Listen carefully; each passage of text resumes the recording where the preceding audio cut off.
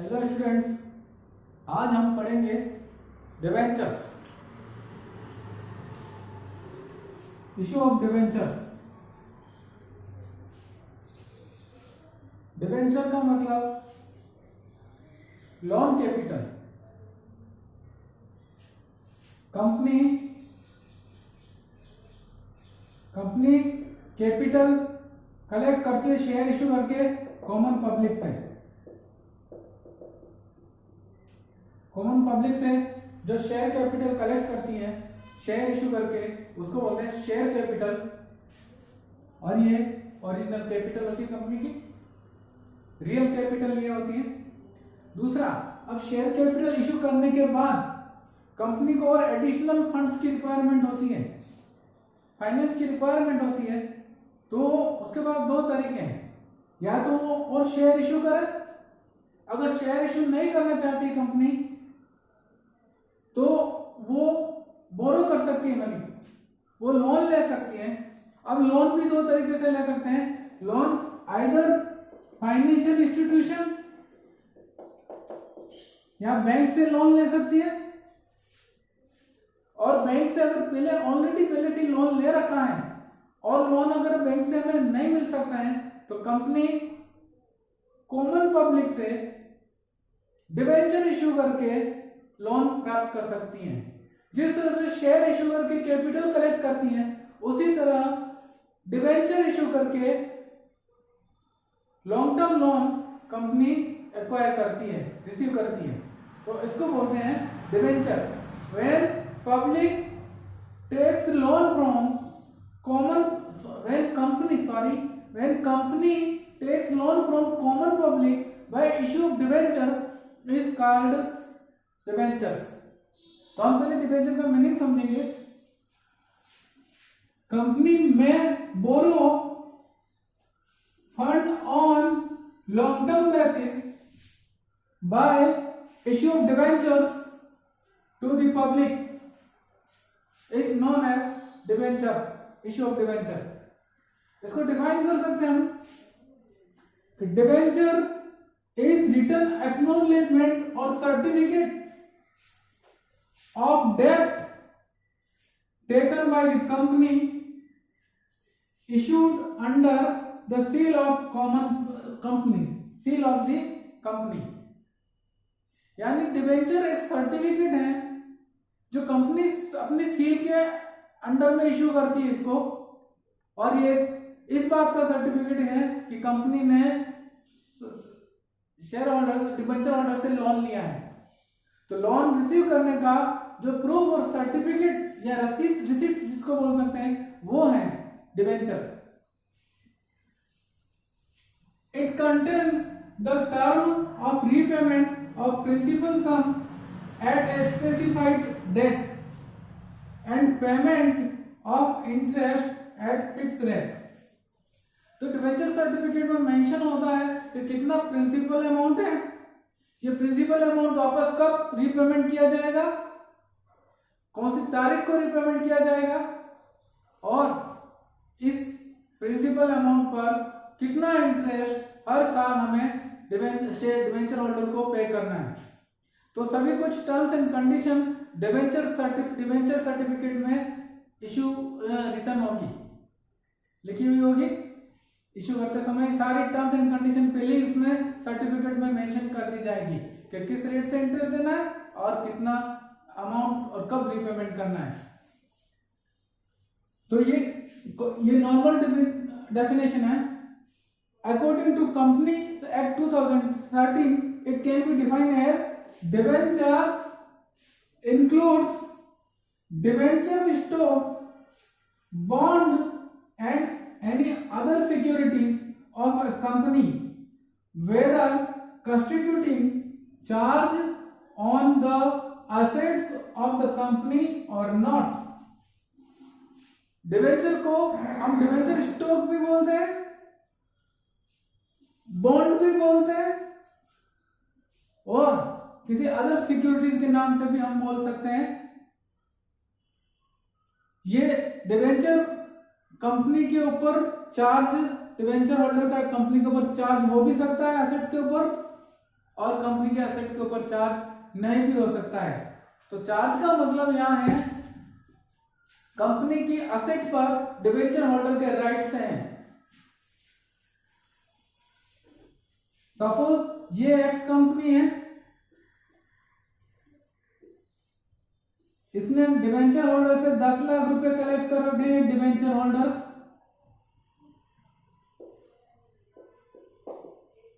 ये common public है, debenture holder से 10 लाख रुपए एज ए लोन ले रखा है। तो इन डिबेंचर होल्डर का कंपनी की एसेट्स पर राइट होना ये चार्ज कहलाता है। It means in case of non payment of the debenture holders principal amount, debenture holder में acquire asset of the company, company को अपने अधिकार में ले सकते हैं। कंपनी के असेट से डिबेंचर होल्डर का पेमेंट किया जाएगा। तो ये चार्ज अगर डिबेंचर सिक्योर्ड नेचर के हैं तो ये चार्ज होगा कंपनी के असेट से, और अनसिक्योर्ड नेचर के हैं तो चार्ज नहीं भी हो सकता है। तो चार्ज में भी और नॉट में भी। तो डिबेंचर होल्डर का कंपनी के एसेट्स पर चार्ज हो भी सकता है और नहीं भी हो सकता है। ये डिपेंड करता है कि डिबेंचर अनसिक्योर्ड है या सिक्योर्ड है। अगर डिबेंचर सिक्योर्ड है तो सिक्योर्ड डिबेंचर है तो चार्ज होगा, और अनसिक्योर्ड डिबेंचर है तो चार्ज नहीं होगा। तो अब बात करते हैं हम फीचर्स की। डिबेंचर की मेन फीचर्स क्या है। अपन डेफिनेशन से को थोड़ा सा पार्ट में कर दें तो इसके फीचर्स बन जाएंगे। तो main features of debentures are it is written acknowledgement of डेब्ट taken by the company.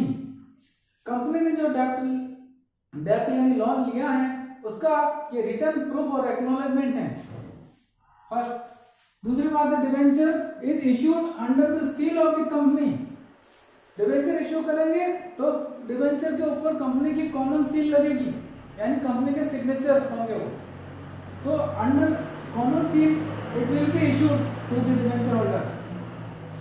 It is a contract for repayment of principal sum at a specified date. ये एक डिबेंचर सर्टिफिकेट जो एक कॉन्ट्रैक्ट की तरह माना जाएगा, जिसमें ये लिखा होगा कि इसका प्रिंसिपल सम हम किस तारीख को रीपे करेंगे और कितने टाइम बाद करेंगे। तो मैक्सिमम इसका टेन्योर है वो 10 इयर्स है। एक ऑर्डिनरी कंपनी मैक्सिमम 10 इयर्स के लिए डिबेंचर इश्यू कर सकती है। 10 इयर्स मतलब 10 ईयर के बाद 10 ईयर खत्म होते ही मैक्सिमम पीरियड 10 ईयर खत्म होते ही इसका एग्जेम्पशन करना पड़ेगा। वो कंडीशन होगी 5 साल 7 साल 8 साल या 10 साल के लिए इश्यू किए, पर 10 साल से ज्यादा का पीरियड नहीं हो सकता है। हाँ, एक इंफ्रास्ट्रक्चर कंपनी वो 10 साल से ज्यादा के लिए इश्यू कर सकती है डिबेंचर, पर वो भी 30 ईयर से ज्यादा नहीं कर सकती है। मोर देन 10 ईयर्स और less than 30 years and infrastructure company can be issued debenture for more than 10 years. But ordinary company can't issue debenture for more than 10 periods. ये पॉइंट ध्यान में रखना है। ऑर्डिनरी कंपनी 10 ईयर तक के debenture issue कर सकती है और इंफ्रास्ट्रक्चर कंपनी 10 से 30 साल तक के लिए भी कर सकती है। Usually debentures are issued with a specified interest rate which is called coupon rate. Generally debenture जो इश्यू करते हैं वो उसके साथ स्पेसिफाइड इंटरेस्ट की रेट भी स्पेसिफाई होगी। जैसे डिबेंचर्स 10% डिबेंचर्स, तो ये आगे प्रीफिक्स होगी रेट ऑफ इंटरेस्ट। इसका मतलब है डिबेंचर पे एनुअली 10% इंटरेस्ट पे किया जाएगा। या फिर हो सकता है 9% डिबेंचर।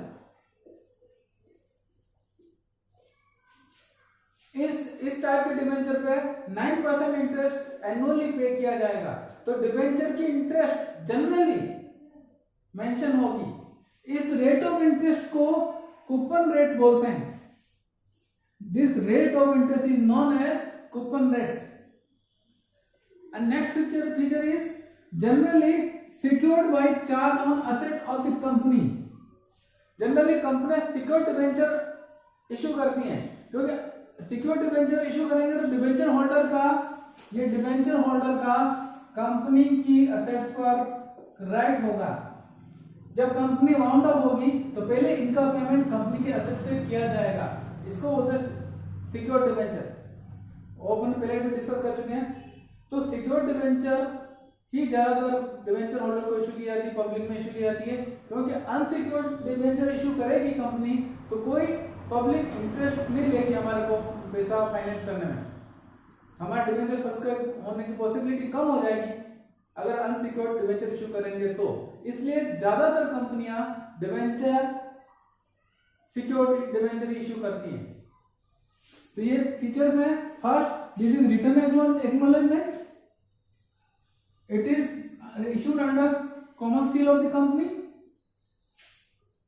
स्पेसिफाइड डेट पे इसको रिपेमेंट करेंगे, और दूसरा इंटरेस्ट रेट और कूपन रेट मेंशन होगी, और जनरली ये सिक्योर्ड टाइप के डिबेंचर इशू करते हैं।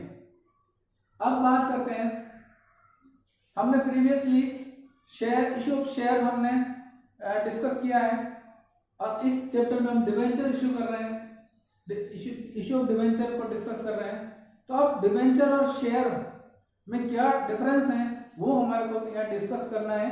तो हम देखते हैं क्या क्या डिफरेंस इसमें हो सकते हैं।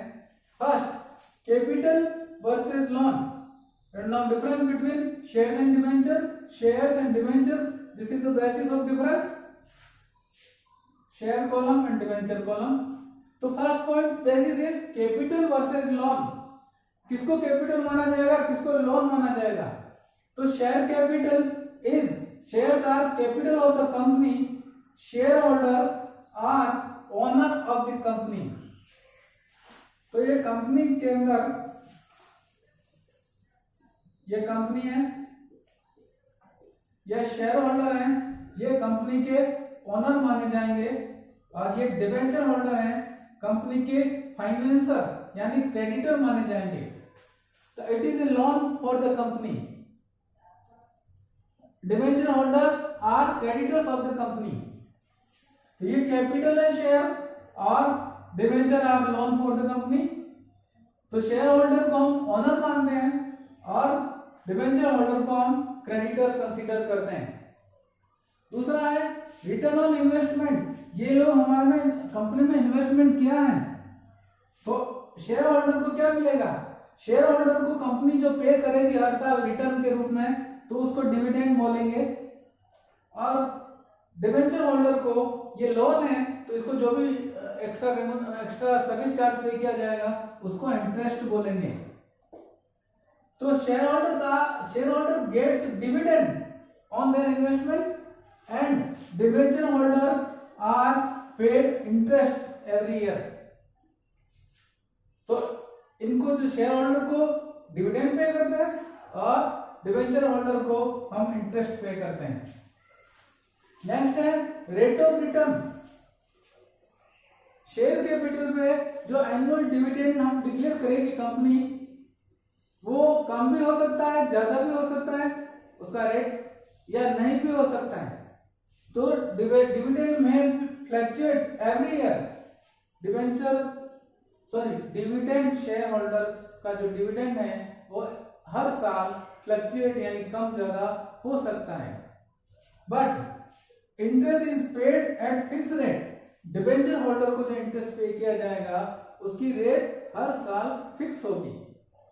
Next difference is repayment.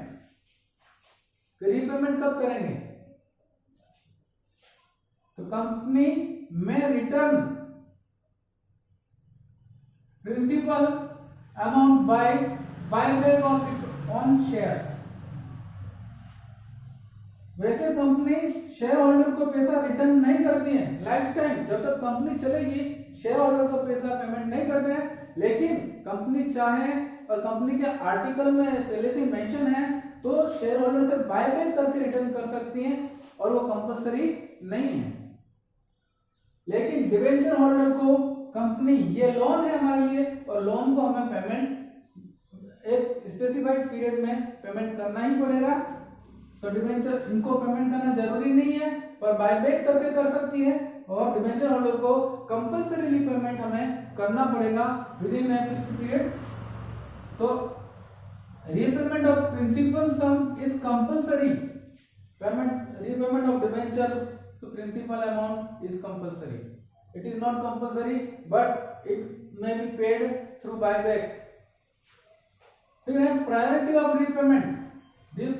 Priority of repayment का मतलब है जब कंपनी वाउंड अप होगी तो पहले डिबेंचर होल्डर को पेमेंट किया जाएगा और बाद में शेयर होल्डर को। पहले इनको डिबेंचर होल्डर का पेमेंट हो जाने के बाद बचा हुआ पैसा शेयर होल्डर को दिया जाएगा। तो शेयर होल्डर को बाद में पैसा मिलेगा, तो we can mention such on wind up of the company capital is repaid after repayment of debenture holder.